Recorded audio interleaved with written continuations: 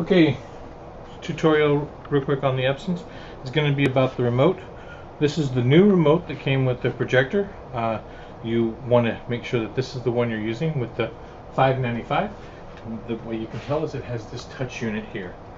If you have this older remote, it will still work, but it doesn't have a special button on here that you're going to need, and that's the user button. When you press the user button, it comes up and it says to auto calibrate. This needs to be done at least one time.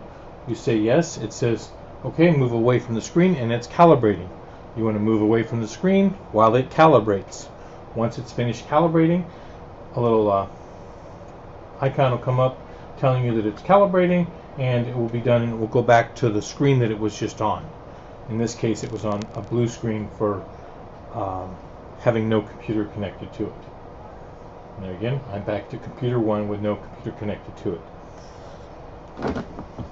For the pens, it came with two pens. Notice that they have black tips. The black tips represent the fact that they work with a 595. The other ends are two different colors, yellow or orange and blue. And we didn't request them special for Liverpool, but that means that there's two different colors that correspond to two different pens that you can use on the whiteboard. If you have an older pen, all a white one or a gray and white one, notice they don't have the black at the tips. These do not work with the 595s or the 475s. They are older. Please, if you have one of these, give them to your building tats so that we can properly put them where they need to go. Again, the older remote can also go to your tats because you really don't need it. Real quick, I'm going to show you while I'm on this is interactivity without using a computer. So I don't have a computer connected to it, and I'm going to show you how you can use the interactivity with your finger or with the pens. And so when you touch it one time, this little box will come up over here on the right, and this says projector with pen.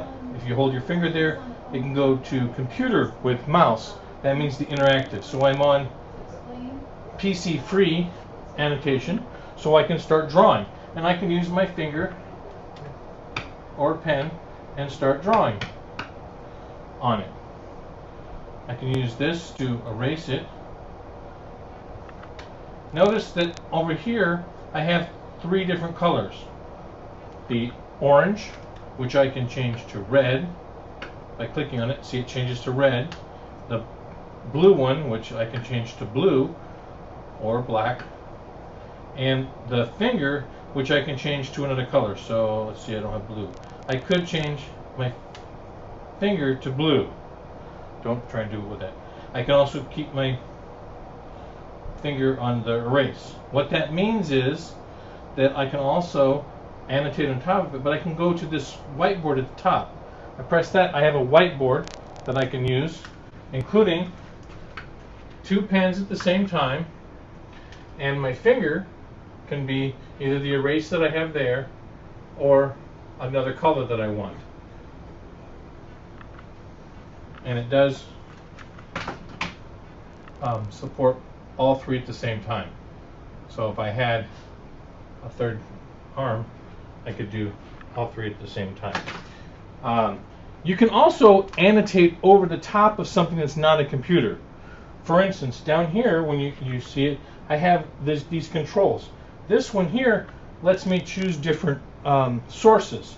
I happen to have connected to the HDMI port a Chromebook, which is right there. Now, I'm still in PC Free Annotation mode, so because I have that little icon right there that shows it, so I can use my blue pen, or actually, let's do it this way. Let's use my finger to do the highlights, and now my finger says highlight. So now I can have a website up or something, anything up, via another device that's not being used for connectivity, and I can draw on top of it with my finger. So I can annotate on top of it for them to see. Really easy. And what's really nice about it is I can switch to a whiteboard real quick. So I can draw on my whiteboard, and when I want to, I can switch back to what I was. Notice the annotations are still there, and if I go to the back to the whiteboard, my whiteboard is still there until I clear it. It is not savable once you've turned it off or gotten rid of it. So just want to be that caveat. You can also change to the USB, not USB display, but USB. That's your document camera. I have a document camera over there, which is currently upside down.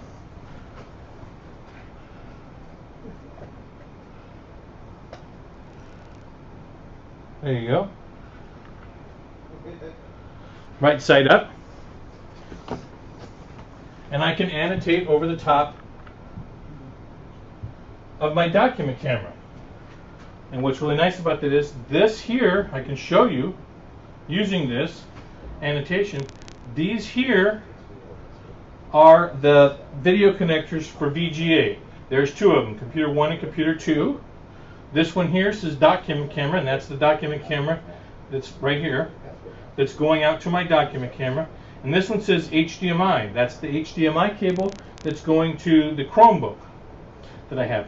This one here is if you're using your computer and you wanted to use the pens interactively, so you could control your computer, you would plug your USB cable in there. It's usually a white cable, although your tats may have given you a different cable. Right here where it says RCA, those are for video and sound, for these three here. Those are for you to connect things like, oh, I don't know, old school VCRs or something like that. There's audio 1 and audio 2. They correspond to computer 1 and computer 2.